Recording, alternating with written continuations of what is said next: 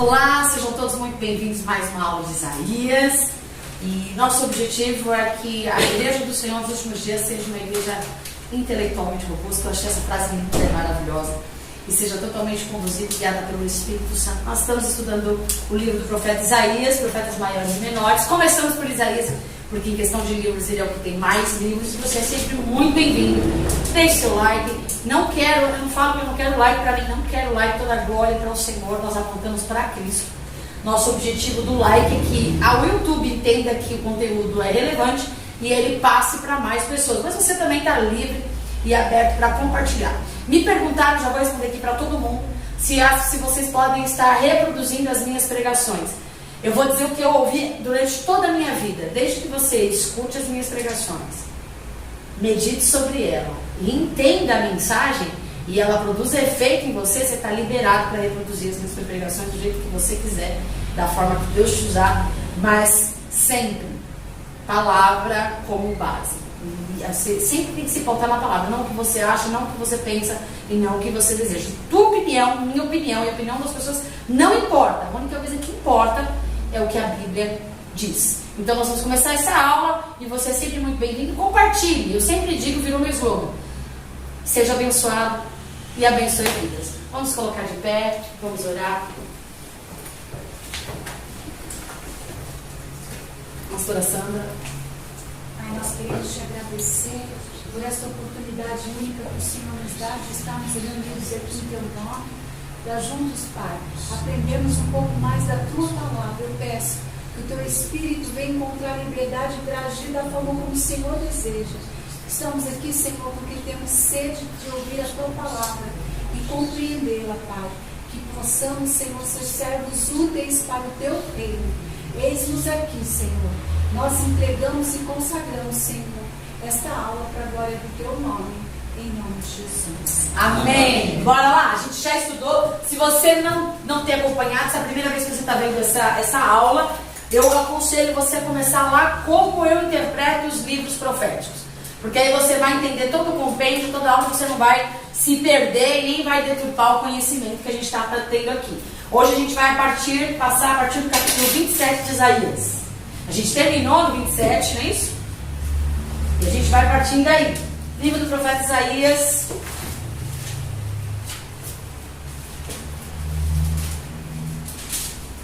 Nós terminamos o 27, que é onde quem tem alimentado o Leviatã? Ele passou fome essa semana. Que bênção, né? Tem que deixar, quanto mais faminto você deixa o Leviatã, mais furioso ele fica. Só que tem uma vantagem: ele vai perdendo força, até chegar um momento que ele deixa de existir. E é neste momento que ele deixa de existir é que é o nosso objetivo de vida. Agora, se continuar alimentando o Leviatã, e eu já comecei essa aula para você que não assistiu a aula anterior, volta lá, pega ela que você já vai sintonizar aqui, né? Seja muito bem-vinda. Aqui a gente perde o amigo, mas não perde o criado. Vamos lá. Então, o Leviatã que as pessoas acham, e é bom a gente colocar, porque algumas pessoas me perguntaram, mas eu aprendi a vida inteira que Leviatã era um demônio. E então já vamos desmistificar esse negócio, né? A gente pode, mitologicamente falando, usar várias figuras de linguagem. Então, não necessariamente que o Leviatã seja um demônio. Como funciona o reino das trevas? Igual o reino de Deus. No reino de Deus existem arcanjos, serafins, querubins. Existe uma hierarquia no reino celestial. No reino do inferno também existe uma hierarquia. E a Bíblia fala qual é: principados, potestades e legiões nas regiões celestes, dardos inflamados do maligno. Essa questão de nome, por exemplo, se a gente vai, o Brasil principalmente, nós somos um país muito místico, por causa de muitas influências que vêm de outros países, principalmente os países africanos, onde tem várias ideologias de vários deuses. E isso acabou influenciando. Lembra, nós fomos colonizados por quem? Por Portugal. E lembra que nessa colonização de Portugal para cá, muitos escravos foram tragos para cá. E os escravos, eles tinham seus rituais, eles tinham todas as suas religiões, e eles tinham seus deuses. E para cada deus eles davam seus nomes. Por exemplo, se você vai na Umbanda, o Zé Pilintra ele é uma entidade que ele tem um alto poder de exercício. Para muitos cristãos místicos, já fala que Zé Pilintra é o demônio que induz a pinga, né? Não necessariamente. Vou dar um outro exemplo, Pombagira, né? Geralmente quando você vai não só na Umbanda, mas em algumas outras religiões africanas, você encontra uma entidade chamada Pombagira. E as pessoas atribuem a Pombagira a o quê? A sexualidade. Não necessariamente. Pombagira não está só ligada à sexualidade. Ela tem várias, ela tem, as ligações dela são questões sexuais, questões imorais, mas a sedução, a lascívia, mas ao engano, a mentira, o orgulho. Então são várias coisas.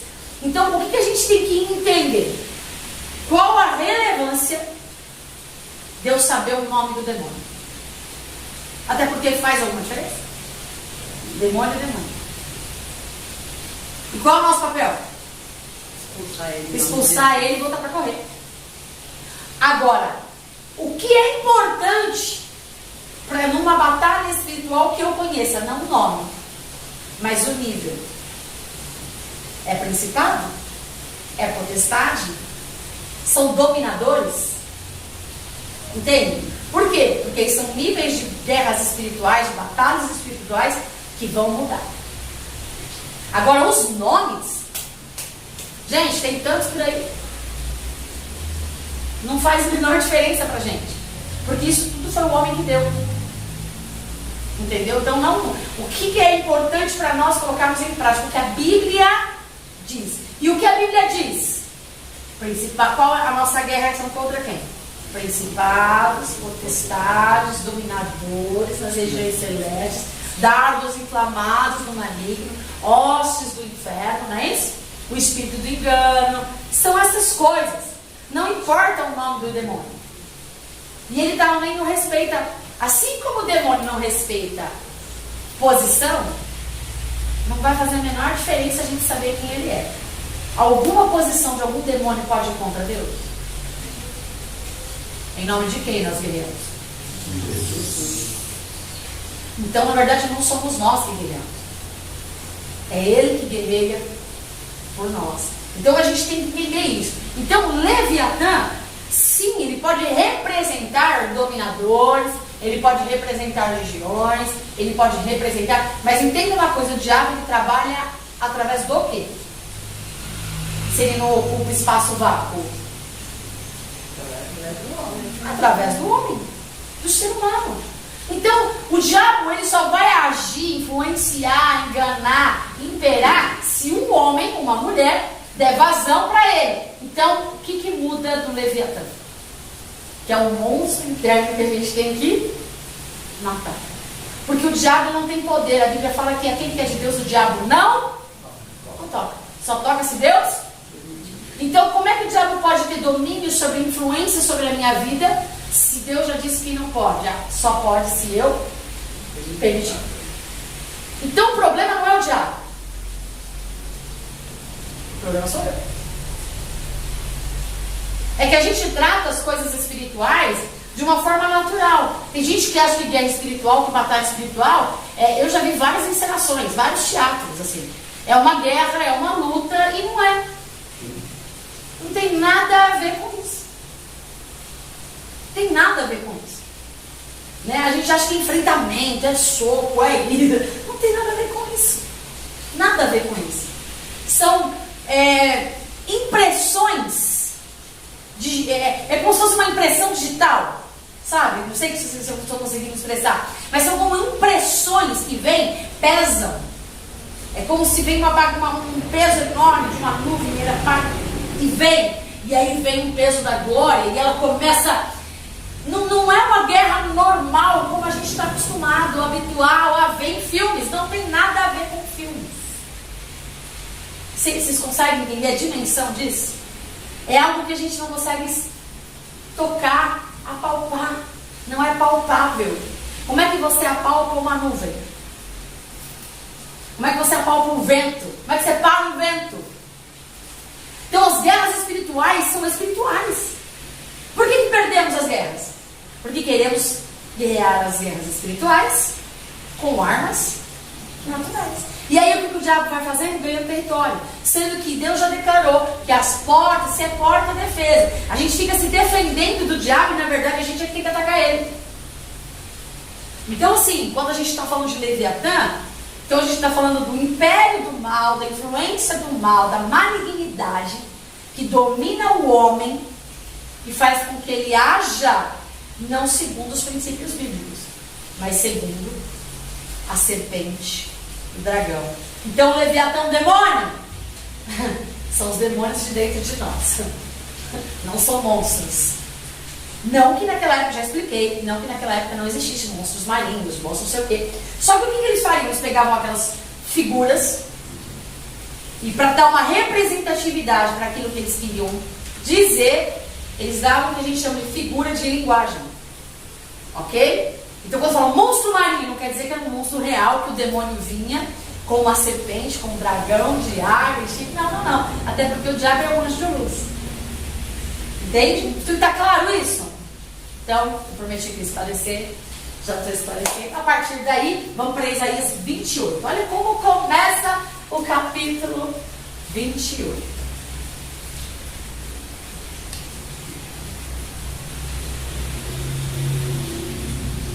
Pode ler, gente. A gente ganha tempo, porque a gente já atrasou a aula. Agora é sério. Você é virando orador oficial, vai, velho. Cadê a nova leitura? 28? É. Ai da coroa de soberba dos bêbados de Efraim. Só um minuto. Oi? Ai. Ai, de novo, vai. O que representa ai? Para nós. Deus começa a calamidade. Para nós é dor. No conceito bíblico que nós estamos lendo literário, que significa ai? Toda vez que você vê um ai.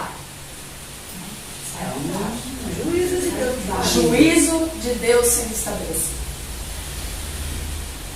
Então, o ai para nós vai doer. Não necessariamente que vai doer.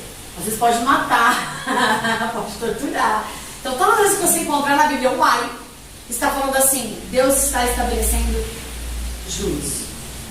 A gente não sabe até que ponto pode ser esse juízo, mas Deus está estabelecendo o juízo. Ai, continua. Ai da nação orgulhosa. Ainda estou na coroa, ainda estou na nação. Ai da coroa de soberba dos bêbados de Efraim, cujo glorioso ornamento é como a flor que cai, que está sobre a cabeça do fértil vale dos vencidos do vinho. Aqui é a cabeça de quem? Do fértil. Cabeça do fértil. Tem alguma versão diferente? Do fértil vale dos vencidos do vinho. Ah, tá a mesma coisa. Sobre a parte alta do fertilíssimo vale dos vencidos do vinho. Vocês conseguem entender o que Ela está diferente. Fala aí. Ai dessa bela cidade que fica acima de terras boas. Os seus moradores estão embriagados e a beleza da cidade desaparece como uma flor que murcha. Vocês conseguem entender o que o profeta está dizendo aqui, povo? Lembrando que eu até anotei ali a representatividade como uma figura de linguagem. O que o Egito representa? Poder e rebeldia. O que Babilônia representa? Orgulho e soberba. E o que a Síria representa? Tudo que é contrário à vontade de Deus. Mas a Síria, lembra? Aqui Deus lembra que Isaías ele profetiza só contra a Babilônia? Não, claro que não. Ele profetiza contra outros povos, inclusive a Síria, inclusive o Egito, contra os povos vizinhos. Ele profetiza. Então ele traz juízo. E aí ele vem falando sobre ele. E esse povo que ele está falando, por exemplo, a Síria foi totalmente destruída. Totalmente destruída. Então ele já chega falando assim, olha, ai, ou seja, o juízo de Deus já foi estabelecido. Não tem mais o que fazer. Vai rolar. A única coisa que eu posso fazer é dar uma abreviada ou uma amenizada naquilo que eu vou sofrer. Como? Arrependimento. Quando ele manda Jonas ir para Nínive, proferir juízo, disse: se o povo se humilhar, se arrepender, eu vou mudar o decreto que eu já estabeleci para aquele povo, certo? Assim é nas nossas vidas. Então aqui, ele está falando com todas as nações, a gente tem que direcionar. Se ele está falando com todas as nações, isso nos inclui. Se ele estivesse falando com um povo específico, nos incluiria? Não. É por isso que a gente tem que ter muito cuidado quando a gente interpreta os livros proféticos. Porque tem coisas que não cabem, não enquadra, por mais gostoso que seja, na nossa vida. Não nos cabe. Não nos cabe. Por mais lindo que seja, não é para nós. Então não viaja. Posso fazer a aplicação? Posso. Mas eu tenho que entender. Porque senão, está falando de férteis, coisas férteis. Produz o quê?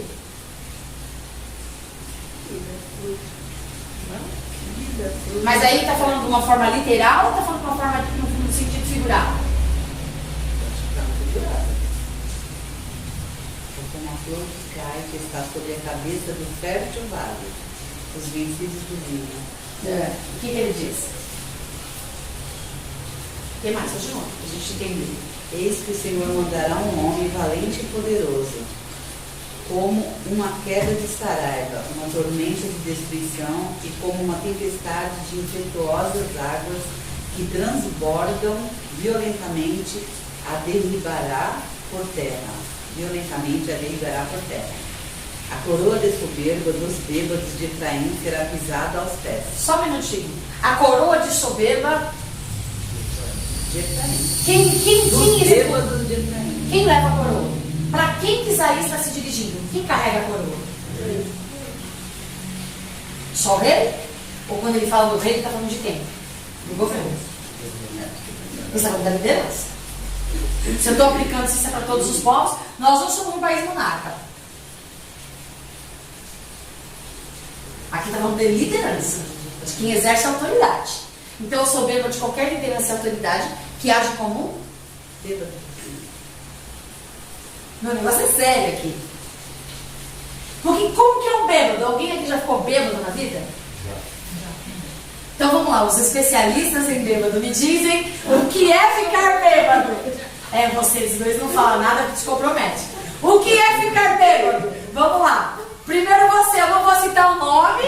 Primeiro você de óculos azul. O que é ficar bêbado? É ficar tonto, perder a noção do que está fazendo. Folgado, abusado, né? Tanto que fica folgado. Mas você não tem noção do que você faz?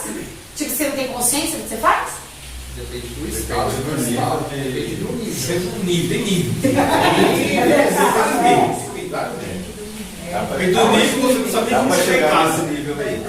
Agora a nossa irmã de óculos da esquina, o que é ficar bêbado? É rir demais.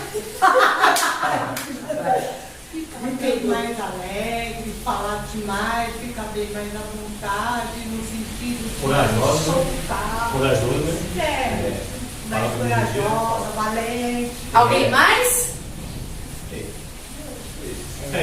Eu Em síntese. acho que ficar bêbado é ter coragem de fazer aquilo que tem vontade, mas não tem coragem. Exatamente, em síntese, vou falar com propriedade. Quem se embriaga sabe exatamente o que está fazendo. Tem essa. É desculpa falar que esqueceu, por quê? Porque é melhor dizer que esqueceu. Mas depende do nível de embriaguez. Não, meu filho, quando você está naquele nível de embriaguez que você já não sabe o que você está fazendo, é porque você já perdeu o sentido, já perdeu a noção. Então já é um outro estado de alcoolismo. Não, mas aí você já está aí quase, já interna mesmo, já dá água, já está embaixo do chuveiro. Agora, assim, para a pessoa que se embriaga muito, geralmente ou é para esquecer ou é para comemorar.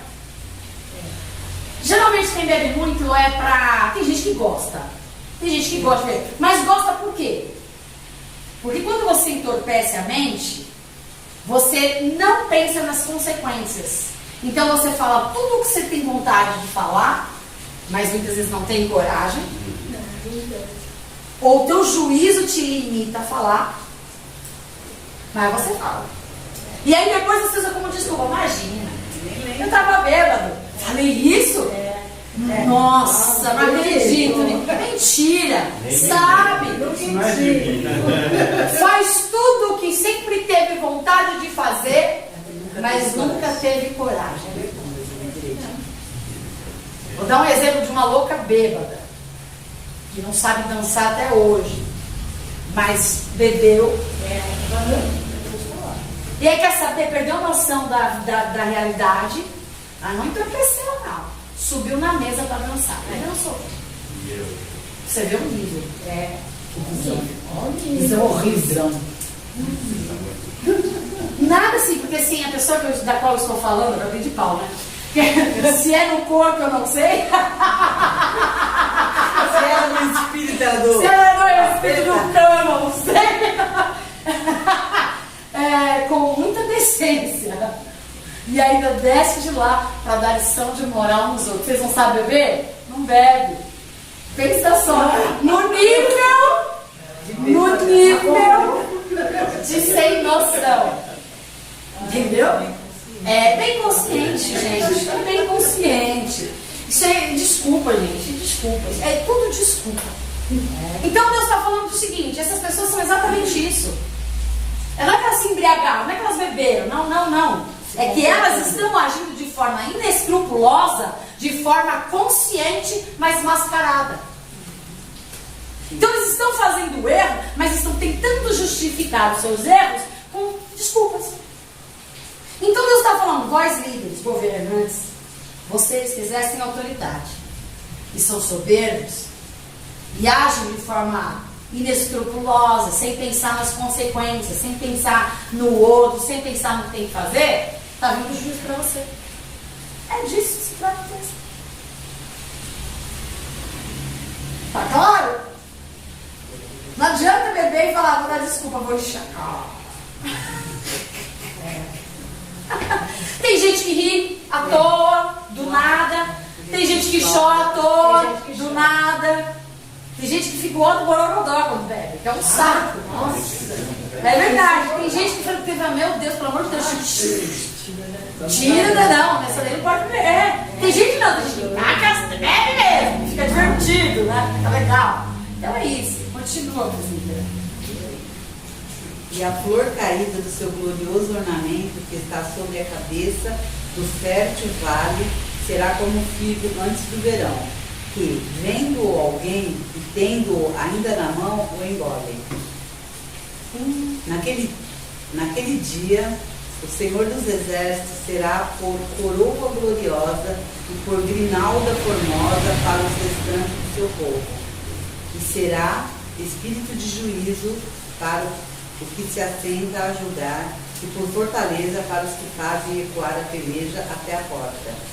Mas também estes erram por causa do vinho, e como a bebida forte, se desencaminham até o sacerdote e o profeta erram por causa da bebida forte. São absorvidos do vinho. Desencaminham-se por causa da bebida forte. Andam errado na visão e tropeçam no juízo. Vê como é que é? Andam errado aonde? Na visão. Ah, isso é tão importante. Andam errado na visão, o que mais? E tropeçam no juízo. Tropeçam o quê?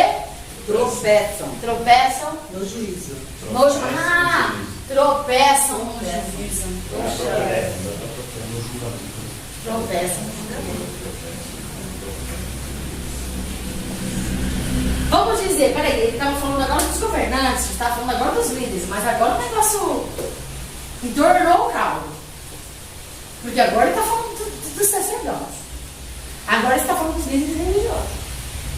Agora ele está falando do povo que deveria estabelecer a verdade e o juízo, mas como um louco embriagado, faz o quê? Tropeça no juízo. Andam errado na visão e tropeçam no juízo. O que leva eles a tropeçar no juízo? Porque andam errado na visão. Quem não tem visão, não conhece a missão. Quem não conhece a missão, não sabe aonde vai chegar.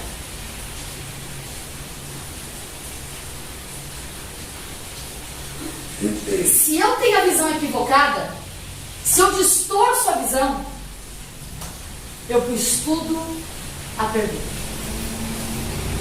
Eu posso exercer muito bem a minha missão, mas se eu não souber a visão, se eu não souber a visão correta, eu vou tropeçar no juízo. Eu vou fazer tudo de bom, tudo com excelência, mas em vez de eu levar as pessoas para perto de Deus, eu estou levando as pessoas achando que estou fazendo bem para longe. Porque o meu julgamento foi contaminado. Então as minhas decisões foram contaminadas. Então as minhas decisões não são mais pautadas no que Deus pensa, no que Deus sente, no que Deus quer. As minhas decisões não são mais pautadas no que Deus estabeleceu para o povo. As minhas decisões são baseadas naquilo que eu enxergo, naquilo que eu acho, naquilo que eu penso. Lembra quando o profeta Eli olha para Ana e diz que ela parecia uma embriagada e nada mudou de todas as orações dela? Era a mesma coisa, mas ele estava completamente tomada, completamente dominada, e ele ainda julga ela, achando que ela estava embriagada, e ela diz: não estou embriagada, não bebi. Tão consternada que ela estava aflita de alma por aquilo que ela desejava, queria, e na verdade ela estava consternada e aflita porque ela estava sofrendo todo dia de Penina, que era uma bênção na vida dela. Então, o juízo dela foi o quê?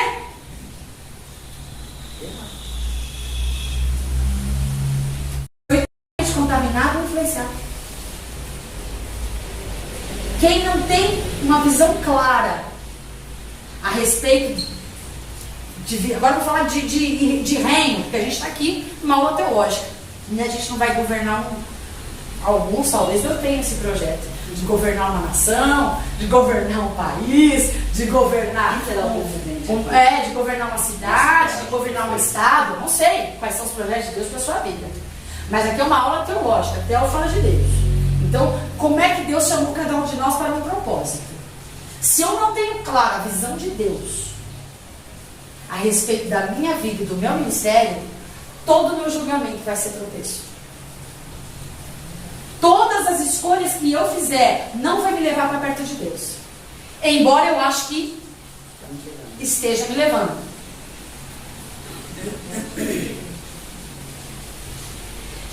E é uma coisa complicada. Vamos continuar, está nesse texto. Alguém leu já esse texto? Agora. Não, já li, mas agora eu não entendi nada. Não, mas então não entendeu nada. Hoje nós vamos entender. Esses 3 capítulos não é tão gostoso. A gente vai entender. Porque todas as suas mesas estão cheias de vômitos e de imundícia. Não há nenhum lugar limpo. A quem, pois, se ensinaria ciência, e a quem se daria a entender o que se ouviu? Ao desmamado e ao arrancado dos seios? Porque é mandamento sobre mandamento, mandamento e mais mandamento, regra sobre regra, regra e mais regra, um pouco aqui e um pouco ali, pelo que por lábios estranhos e por outra língua falará este povo, ao qual disse: este é o descanso, dai descanso ao cansado, e este é o refrigério, mas não quiseram ouvir. Assim, pois, a palavra do Senhor lhes será mandamento sobre mandamento, mandamento e mais mandamento, regra sobre regra, regra e mais regra, um pouco aqui, um pouco ali, para que vão e caiam para trás, e se quebrantem e se enlacem e sejam presos. Ouve, pois, a palavra do Senhor, homens escarnecedores, que dominais este povo que está em Jerusalém. Eita glória! Porquanto dizei: fizemos concerto com a morte e com o inferno fizemos aliança. Quando passar o dilúvio do açoite, não chegará a nós, porque pusemos a mentira por nosso refúgio, e debaixo da falsidade nos escondemos. Portanto, assim diz o Senhor Jeová: eis que eu assentei em Sião uma pedra já provada, pedra preciosa de esquina, que está bem firme e fundada. Aquele que crer não se apresse. E regrarei o juízo pela linha e a justiça pelo prumo, e a saraiva varrerá o refúgio da mentira, e as águas cobrirão o esconderijo. E o vosso concerto com a morte se anulará, e a vossa aliança com o inferno não subsistirá. E quando o dilúvio do açoite passar, então sereis oprimidos por ele. Vamos só pra gente, que vai vir mais coisa pesada aí. Então já vamos situar. O que ele está falando? Vamos resumir? Vocês falam de regras, vocês seguem regras e mais regras, vocês me louvam com os seus lábios, mas os vossos corações estão muito distantes de mim. Vocês falam dos meus mandamentos, vocês falam da lei como se vocês as conhecessem, mas não as praticam. Vivem a mentira, professam a mentira, ensinam a mentira e se escondem numa capa de santidade, que se chama falsidade. E aí Deus está falando, eu vou colocar um prumo agora. O que é? É prumo, né? Que fala. O que é prumo mesmo? Eu que sou meia lesa, sei. No nível? Alinhado. O que é que Deus está falando assim? Ele está dizendo assim, vocês estão ensinando meu povo o quê? Vocês estão ensinando meu povo a fazer o quê? Vocês estão fazendo o quê com o meu povo? Porque Deus está deixando claro. De quem que é o povo? Fala com o meu povo. Então aqui ele já não está falando mais de uma nação.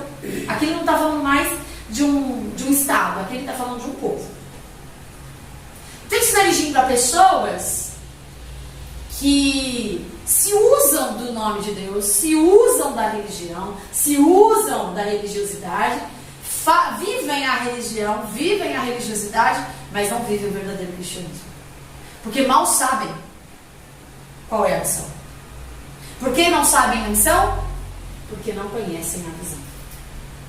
Quem tem uma visão distorcida tropeça na caminhada.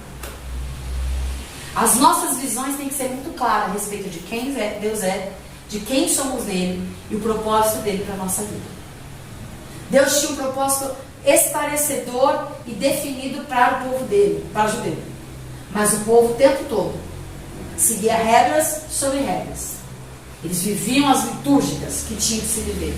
Eles eram igrejados. Mas o coração deles... Sabe o que pega aí que a gente vai ler? Dele está falando aí. Você pode ver que no livro do Apocalipse ele fala todas as 7 cartas. No término das 7 cartas ele fala assim, verifica se não cortou. Porque ele é em blocos, né? Ele fala assim, quem tem ouvidos, ouça.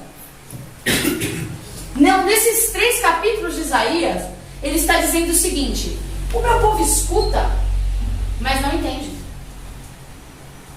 O meu povo vê, mas não enxerga. Você já entendeu isso? Você já chegou no nível disso? Já passou por isso? Ou talvez você esteja vivendo isso? Você fala assim, eu não consigo. Às vezes Deus está falando, você fala, não estou entendendo nada. Se você está lendo a Bíblia, Deus não está falando nada. Já chegou nesse nível, você está orando, Deus não está respondendo nada. Ou você vai num culto, Deus fala aquela palavra, o pessoal sai extasiado, nossa, como Deus falou comigo, não entendi nada. Já chegou nesse nível? E se eu te disser, várias vezes, né? Isso é um problema sério. Porque à medida que nós somos cegos, perdemos a visão. À medida que eu paro de ouvir e entender o que Deus tem para mim, automaticamente a minha visão é consternada. Por quê? Porque a fé vem pelo quê? Por que a igreja, no geral, hoje é fraca? Porque escuta, mas não ouve. Enxerga, mas não vê. Eu posso vir aqui e te dar uma palavra toda apologética, exegética, trazer aqui, nossa, coisa linda. Ou não, você vai falar assim, nossa, que palavra é aquela que eu não entendi nada do que ela falou. Que aí é onde entra o emissor e o receptor. O problema não está em quem fala, está também. Vamos explicar. O problema está no emissor, quando o emissor fala dele mesmo. Quando a mensagem que o emissor está trazendo é uma mensagem do que ele pensa, do que ele acha, do que ele acredita, e ele vai querer passar para o povo povo pode até ouvir, pode até praticar errado, porque não foi o que Deus falou. E beleza, vai promover transformação? Não vai. Vai promover frutos? Não vai. Vai promover flores? Não vai. Foi só mais uma palavra bonita. Ah, legal. Sai cheio. Mas não ouve? E aí o problema está em quem? No emissor. Que não teve a responsabilidade, não assumiu a responsabilidade e o compromisso de entender o que ele carrega. Será cobrado? Será. Não só por ele, pelos ouvintes. Então é muito sério essa questão do emissor. Agora, Deus erra. Quando eu sou só um receptáculo, tem que entender. Quando eu só sou um mensageiro, mas a mensagem não é minha, eu não contamino a mensagem com os meus achismos. Eu simplesmente trago a mensagem do emissor. Quando a mensagem é de Jesus, quando a mensagem é do Deus Altíssimo, Ele nos conhece? Ele sabe como falar com cada um de nós, não sabe? Ele sabe que se falar manso comigo, eu vou dormir. Ele sabe que se falar bravo com a Sandra, ela vai chorar. Ela sabe que se falar de forma grosseira com a Célia, ela não vai dar muita atenção. Porque a Célia é assim, grosseria ela ignora.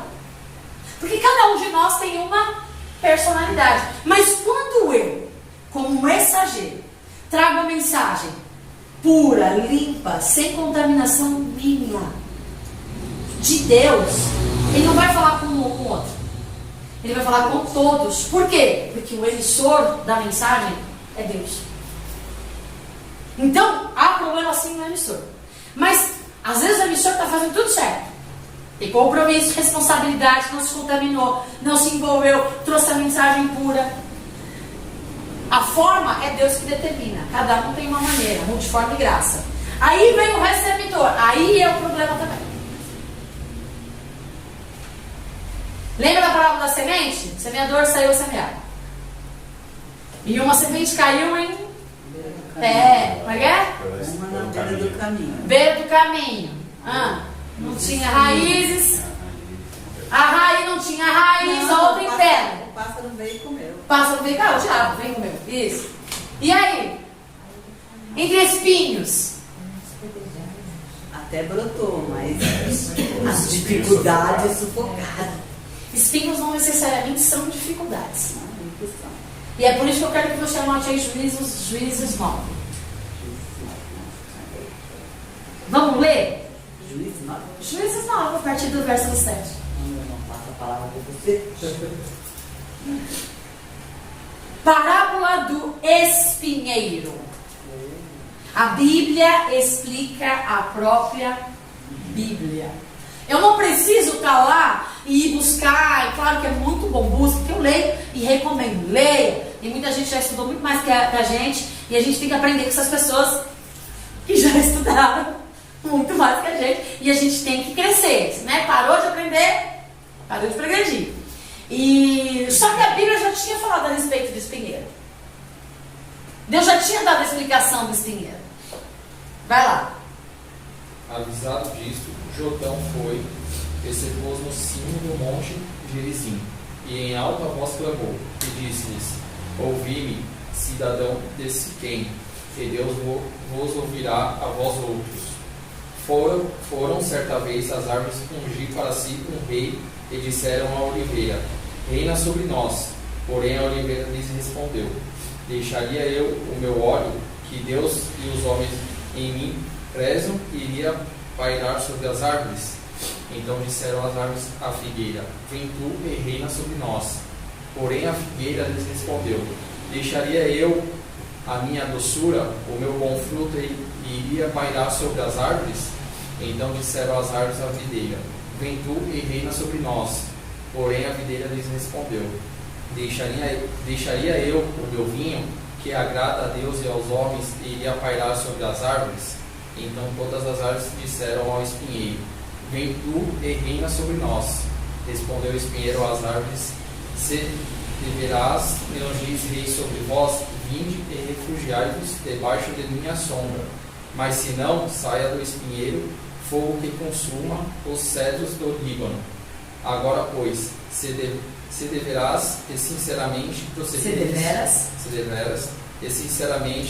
procedestes, proclamando o rei Abimeleque, e se bem vos transportastes para com Jerubaal e para com a sua casa, e se com eles agiste segundo o merecimento dos seus feitos.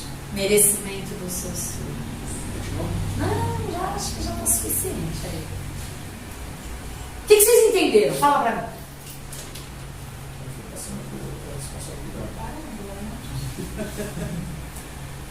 O que você entendeu da parábola? É uma parábola, a parábola dos pinheiros. Não. O que você entendeu? Você estava entendendo, você estava assim. Olha como o negócio é sério.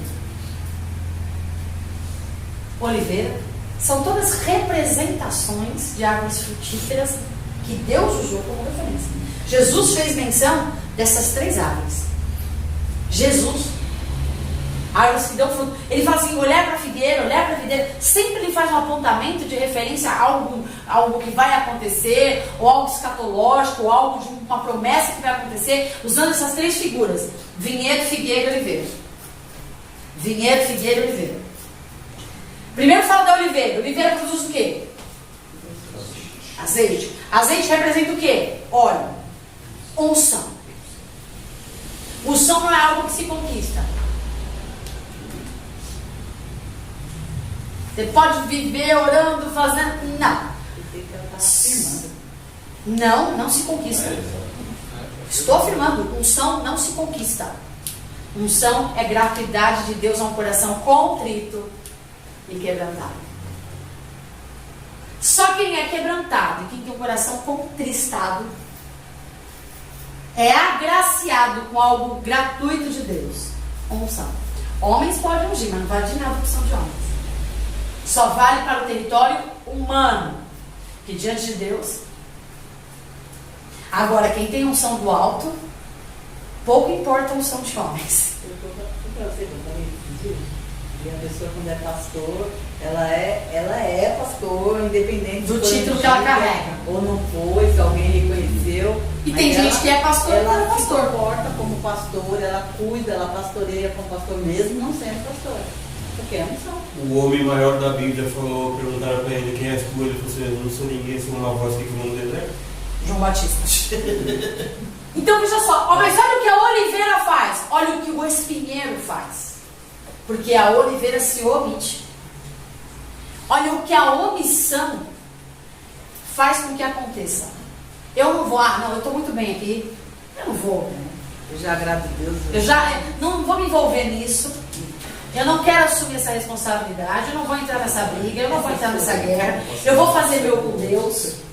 Ok? Eu tenho a minha unção, eu já produzo meu azeite, eu já curo aqui, eu já faço aqui, tá tudo certo, vocês que se lascam. Viu por que eu estava fazendo careta? Eu sei. Eu sei. Escuta o resto. Martin Luther King tem uma frase que eu até postei recentemente nos meus status, que é uma coisa que hoje se tornou uma das minhas preocupações. O que mais me preocupa não é a maldade dos opressores, é a unção dos justos. Porque os opressores só ganham força, poder. Tá aí. Porque os santos se omitem. O mundo só está do jeito que está, porque os santos estão se omitindo. O diabo só está dominando do jeito que está dominando, porque os santos que deveriam estar se posicionando estão com medinho de entrar em guerra. Sendo que Jesus veio para trazer? É. E aí vem a figueira. A figueira fala do quê? Figo, doce. É doce, da doçura. Eu não vou abrir mão da minha doçura para entrar nessas coisas aí. Eu prefiro ficar, sabe aquele tipo assim, o colega da boa vizinhança? Eu não quero, não quero brigar nem com você, eu vou ficar em cima do muro. Você já viu o resultado do que a Bíblia diz. E o vinhedo? Alegria, imagina, vamos levar as coisas. Não, imagina, tudo certo. Não é? A omissão das 3 árvores frutíferas, a omissão dos homens e mulheres que são frutíferos no reino de Deus. Diante de um espinheiro que está pedindo para governar, está querendo governar, ele lidera. E quando ele lidera, ele mata as 3 árvores. Porque elas se omitiram diante do espinheiro. Então, quando falas a referência lá em Mateus sobre o espinheiro veio e roubou a palavra, fala exatamente desse tipo de líder fascista, tirano, que busca autopromoção, autorreconhecimento e aplaca as verdadeiras árvores, porque espinheiro não produz fruto nenhum. Espinheiro não produz folha nenhuma. Ele não é frutífero. A única coisa que ele tem é sombra. Sol. E espinhos que machucam e ferem. Então a única função do espinheiro em querer liderar e governar é só para matar quem realmente veio para dar fruto. Então é muito sério. Então quando os bons se omitem, o mal impera. Era exatamente isso que o profeta Isaías está falando. Mas ele está falando o seguinte assim: vocês ficam aí dando espaço para homens, mas eu vou colocar no meio dos meus remanescentes uma pedra angular. Pedra angular, ele fala do prumo, ele fala da retidão, ele fala de uma coisa reta. Ele é a pedra angular, é num triângulo, ele é um ângulo reto. Estudei trigonometria. Ele é um ângulo reto. Filha, a Bíblia faz fora, a Bíblia, deixa eu falar, a Bíblia força você a ensinar tudo. Você se torna múltiplo. Você aprende um pouco de matemática, você aprende tudo, gente. Até se uma coisa que eu não gosto, construção, você é obrigado a aprender. Não tem como. Então é um ângulo reto. Então é o seguinte, é a base de sustentação. Se a base de sustentação da sua vida for Jesus, você vai passar perrengue, mas ninguém te derruba. Porque ele é a base da tua sustentação. Ele é o teu prumo. O que é prumo? Ele é o teu alinhamento. Você não se alinha pelo que um diz, pelo que o outro diz, pelo que o outro fala. Entendeu? Eu sempre digo, gente, para de dar ouvido. Tem gente que me odeia, tem gente que me ama, tem gente que me tolera.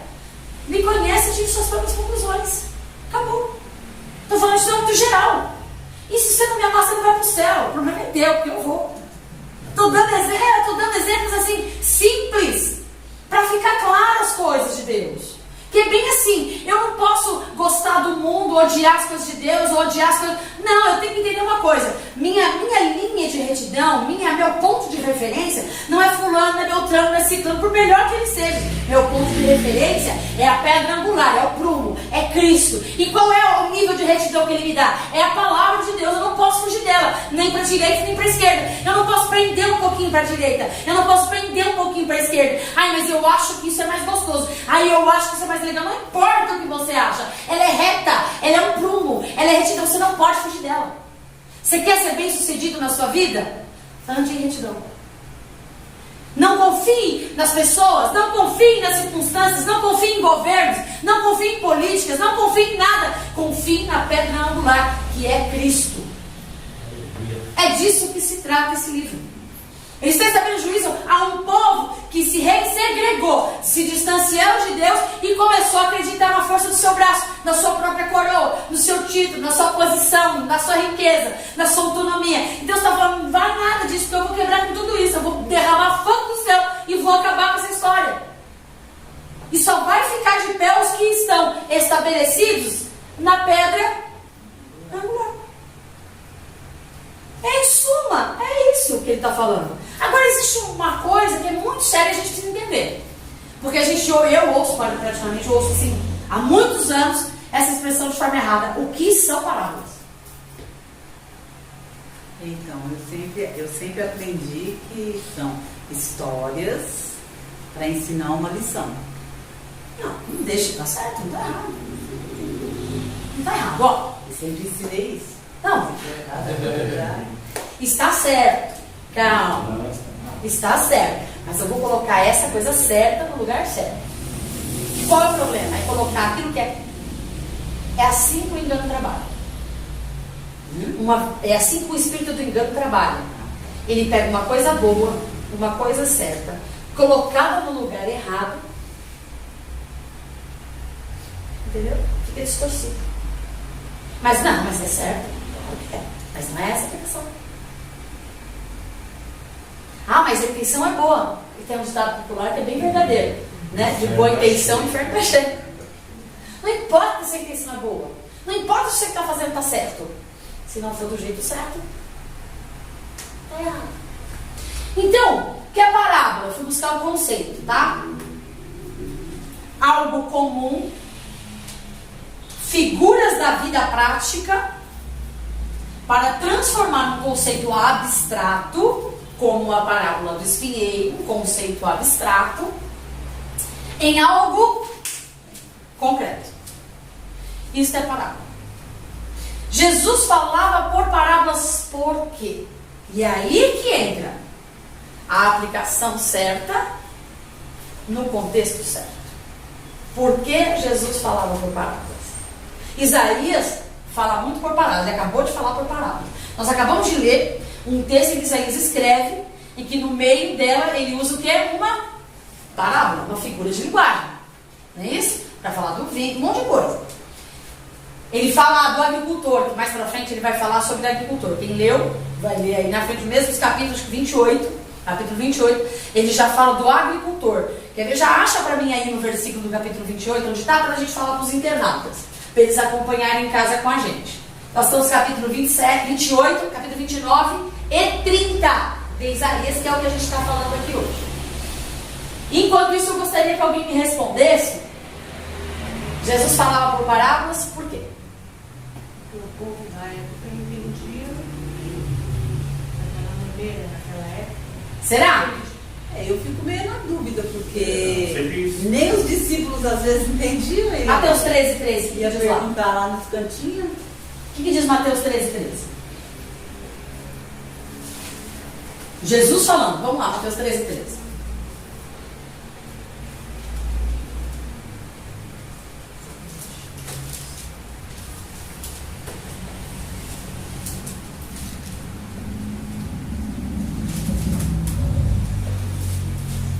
Por isso lhes falo por parábolas, porque vendo não veem, e ouvindo não ouvem, nem entendem.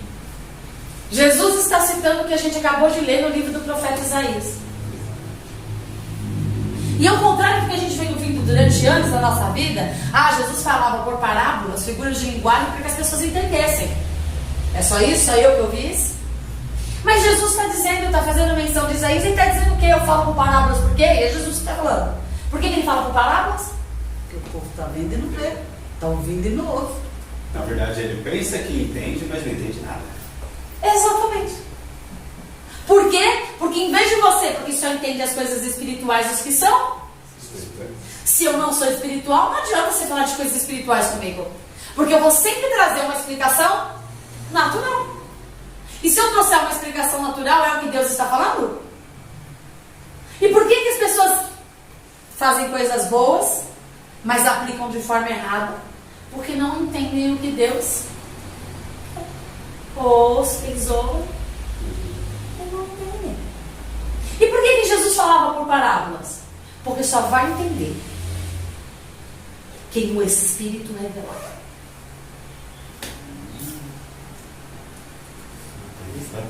Ele meio que ficava bravo com os discípulos. Meio? Nem vocês entenderam. Muito bravo. Até quando, geração incrédula, estarei convosco e não a entendais? Elas falaram de Jesus. Até quando? Quando o Pedro tem aquele súbito, eu vou contigo até a morte. E quem? O povo está dizendo que eu sou quem? Tu és Elias. O profeta Moisés. Não, e vocês? Quem que vocês dizem que eu sou? Porque estão comigo. Vocês estão com o verbo vivo encarnado. Vocês estão vendo as coisas, vocês estão vendo como eu me relaciono com o Pai se relaciona comigo, como eu lido com as coisas. Quem que vocês dizem que eu sou um profeta? E aí Pedrão, tu és o filho de Deus. Meu querido, não vem de você essa ciência não. Eu bem sei quem você é. Você só sabe isso porque o Pai decidiu te revelar. Mas no mesmo instante, logo em seguida, o que acontece? Quando chega até... Caraca, o homem acabou de ter uma revelação do céu a respeito de quem Deus é. Mas não entendeu. Você entendeu? Deus revelou a ele quem Jesus era, o Filho de Deus. Mas ele não entendeu o que representava ser o Filho de Deus.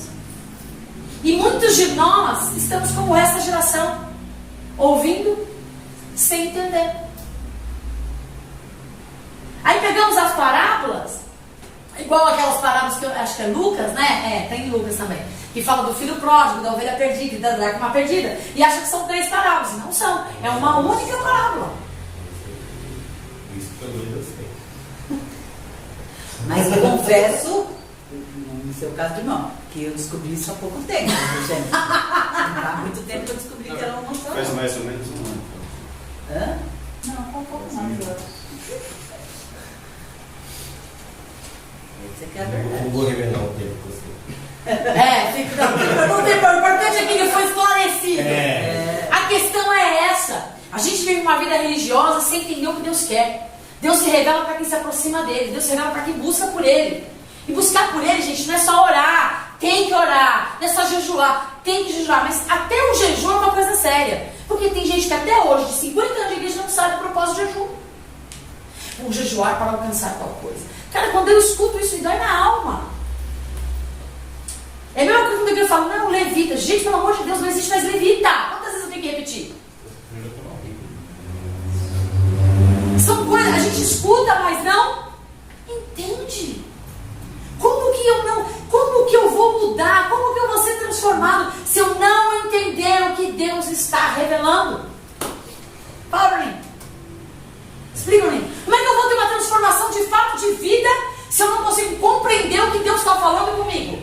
Minha visão está ofuscada, eu não entendi ainda o que Deus quer, eu quero continuar fazendo as coisas do meu jeito. Vamos para a Bíblia. Vamos para a Bíblia. Tiago 1:3. Vamos para a Bíblia.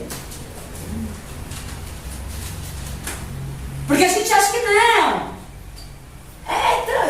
Eu vi de uma conferência, acho que foi aqui umas 2, 3 semanas, que o pastor pegou pesado. Eu saí de lá e falei, Senhor, acho que eu preciso aceitar Jesus de novo. Não é verdade. Que eu procuro, vai ter uma conferência agora um final de semana depois da nossa. A nossa é dia 2, então é dia 8. Dia 8 ou 9, aqui em Campinas. Eu quero ver se eu vou também. Me inscrevi. Ver se eu vou conseguir. Que é pastores discipulando pastores. Eles rasgam o verbo. Não estão nem aí. Estão nem aí. Tiago 1:3. Lê para mim, por favor. Sabendo que a aprovação da vossa fé, uma vez confirmada, produz perseverança. Ok, agora pula para 3:15. É forte. Eu não sei, eu li. Esta não é a sabedoria que desce lá do alto, antes é terrena, animal e demoníaca. Lê o capítulo 1, versículo antes. Se pelo contrário tendes em vosso coração inveja amargurada. Vamos ler só mais um pouquinho o versículo, só mais uns 2 versículos antes. Só para o pessoal se contextualizar. Do 13 em diante. Pode ser. Quem entre vós é sábio e inteligente, mostre em mansidão de sabedoria, mediante com digno proceder as suas obras. Se pelo contrário tendes em vosso coração inveja amargurada e sentimento faccioso. O que é sentimento faccioso? Só para ficar entendido, né? Tem muita gente que nos assiste e não sabe o que é sentimento faccioso. O que é sentimento faccioso? Rivalidade. Pode ser. Maquina o mal. Pessoa que maquina o mal a ponto de dividir. Não é só quem maquina o mal e não é só quem divide. Maquina o mal com a intenção de dividir. De fazer separação. É propósito, né? Não, mas tem gente que só maquina o mal por ego. Quero que o outro se lasque para que eu me beneficie. Tem gente que só é maquiavélico. Mas sentimento faccioso, não. É tipo assim, vou dividir, igual a divisão de reinos. A gregos, outros são troianos, divisão de reinos. Sentimento, eu vou maquinar, eu não só maquino o mal, mas eu promovo a divisão. Continua. Nem vos glorieis disso, nem lutais contra a verdade. Esta não é a sabedoria que desce lá do alto. Antes é terrena, animal e demoníaca. Forte, verdadeiro. O meu está sensual e diabólico. Olha o que ele está falando. Pessoas invejosas, facciosas. O que mais você fala aí? Orgulhosa, como é que é? Começou antes, invejosa. Veio o verso 13. Pessoas que usam da inteligência que Deus deu. Mostra mansidão e sabedoria mediante um digno proceder às suas obras. Que não age de forma digna. Se pelo contrário tens em vosso coração inveja amargurada, ressentimento faccioso, nem vos glorieis disso, nem mentais contra a verdade. Se vangloria. Que ainda acha que é o cara e é a mina por fazer isso. O que é pior. Se isso não é cego, eu não sei quem é cego. Olha o que é que Deus está falando aí. Eu não estou nem no Velho Testamento, mas ele está explicando o que Isaías está dizendo, de uma forma muito clara. Essa sabedoria não vem de Deus. Essa inteligência não vem de Deus. Deus te dotou de inteligência para você praticar o bem e não o mal. O que você está fazendo com aquilo que Deus te deu? O mal. E então isso aí, esquece. Meu espírito está bem longe disso. E eu achei muito forte quando ele fala que isso é. Tanto que eu não quis escrever. Eu achei muito forte. Achei muito forte. É o que? Sabedoria? Cadê onde eu escrevi? Eu sei que eu escrevi aqui. Sabedoria terrena. Então está usando de. Olha só, gente, as estratégias naturais. Não está isso. Não, eu quero fazer isso aqui. É igual o trabalho, alguém quer passar a perna em você. Então ele vai fazendo, ele vai tentando situações para te prejudicar e se inteligência. Para a pessoa fazer isso tem que ser inteligente. Porque o burro dá um tiro no pé. Não é não? O burro, se derrubar o burro, cai sozinho. Mas gente inteligente, tem gente inteligente que consegue prejudicar o outro, fazer mal para o outro. Tem gente que é inteligente e consegue. Essa inteligência é maldade, não é de Deus. Deus não está nisso. Deus não está nada em que divide, Deus não está nada em que promove subtração, Deus está longe. Não precisa nem ter dons espirituais, nem ter dons de discernimento para saber que Deus não está nisso. Deus não está nisso. E aí, demoníaca, por quê? É o Leviatã que está dominando você. Não é de fora, é de dentro. Porque esse sentimento não é você que deveria dominar, e é esse sentimento que está dominando. E aí, eu achei forte. Animal. Por que ele faz referência a animal? É irracional. Um animal, ele é irracional. Ele age por instinto. E para sua própria defesa. Ele não ataca. Por que vou dar um exemplo do cachorrinho. O cachorrinho, você bateu nele. Daqui a pouco ele está abanando o rabo para você. Por quê? Porque é você que dá comida para ele. Tira a comida dele e ele avança em você. Não estou falando no geral, mas instinto. Eu vou usar um outro instinto animal, irracional. Ele não pensa. Só pensa em si mesmo. Por que o animal é o melhor amigo do homem? Quem é que cuida do animal?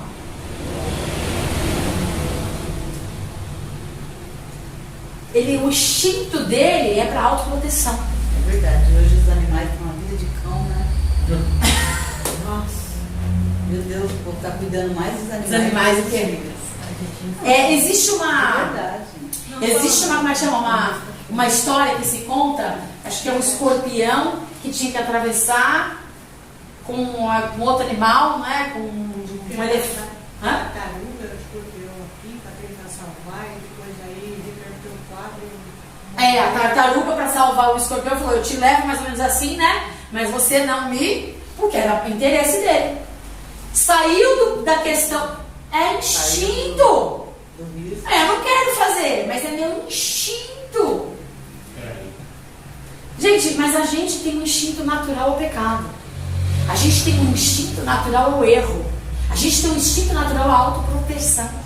Se a gente não for dominado pelo Espírito Santo, esse Leviatã que mora dentro da gente vai dominar. E é por isso que ele fala do fruto do Espírito. Domínio é o mais embaçado. Mas aí que tá, por isso que eu perguntei, como é que está o Leviatã de vocês? Está bem alimentado? Está mal alimentado? Como é que está o Leviatã?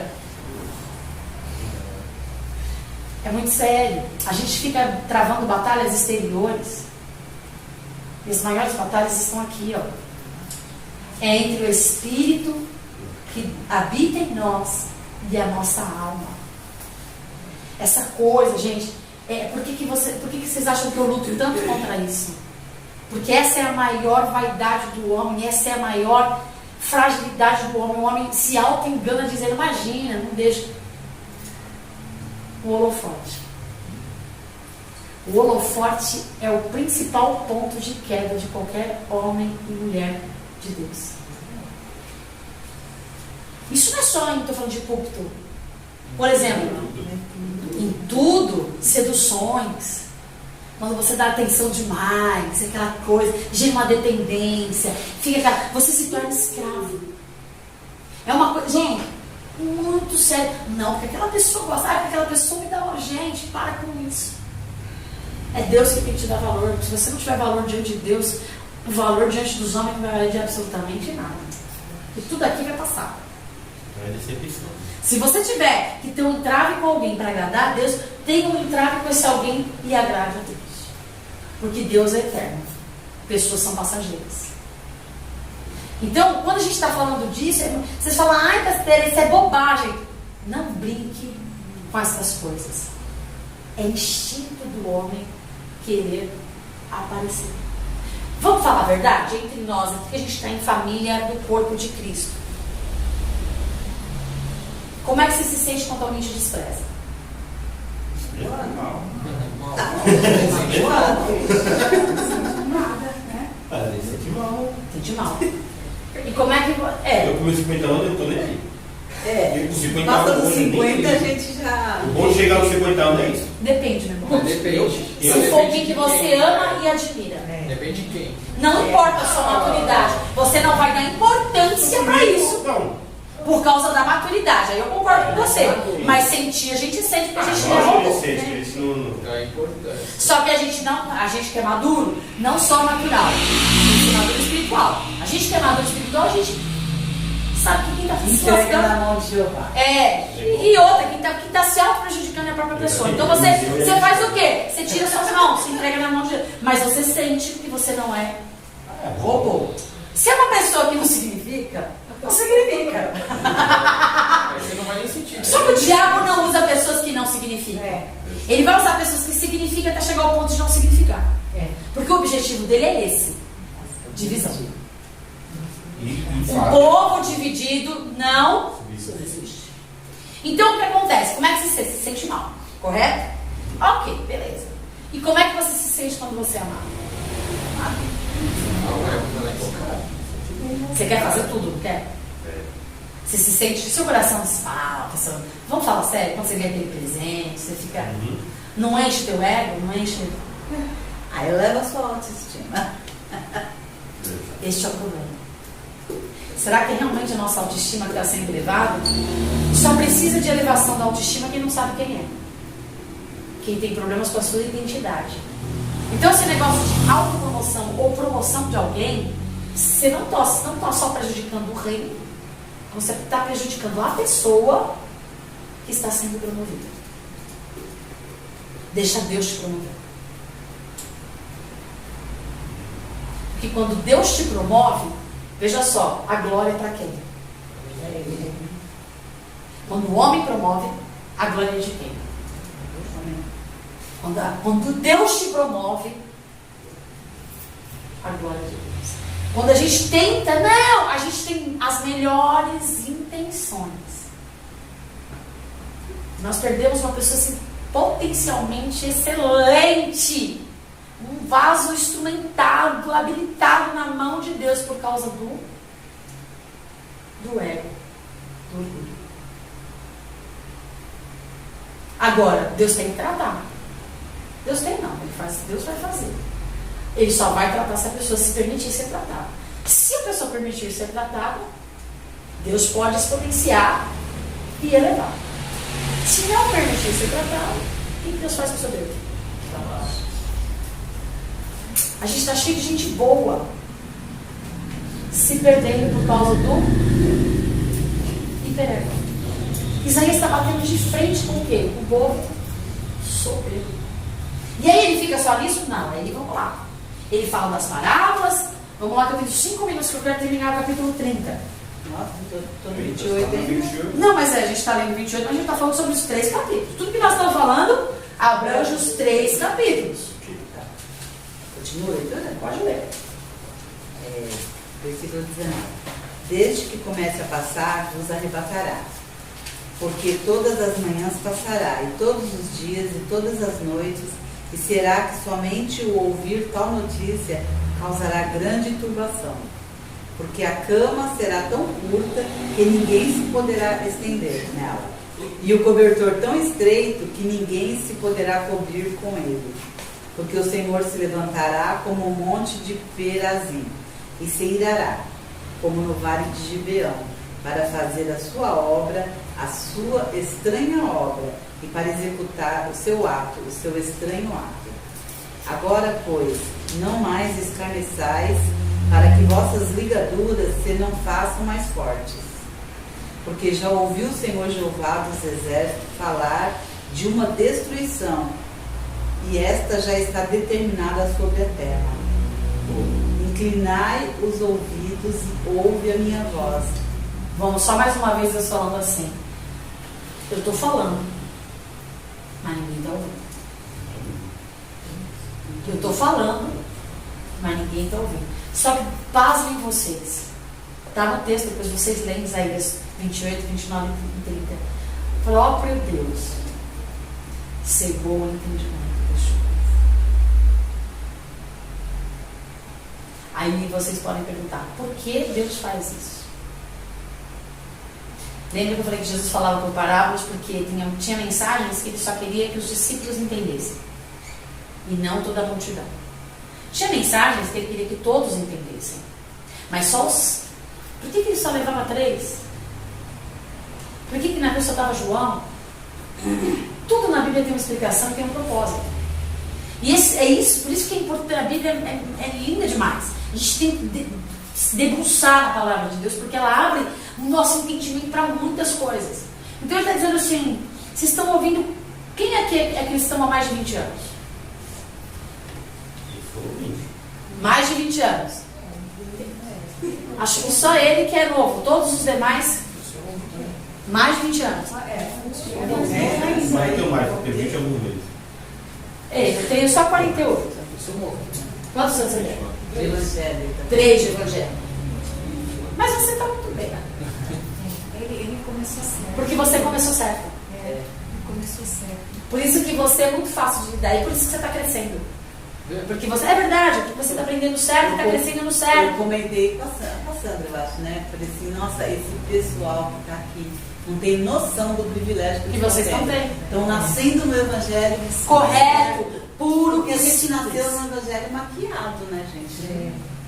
E aí é muito mais fácil você fantasia, ensinar o certo para quem nada Esse sabe acertado é difícil, né? É difícil. do que reaprender, porque existem as mentiras cauterizadas que estão na mente da gente. É mais difícil Tem coisa que tirar. a gente já sabe que está errado e sem querer, quando você percebe, você fala, porque você aprendeu a vida inteira. E aí a gente entra naquela coisa, não faz mal, ai, todo mundo faz.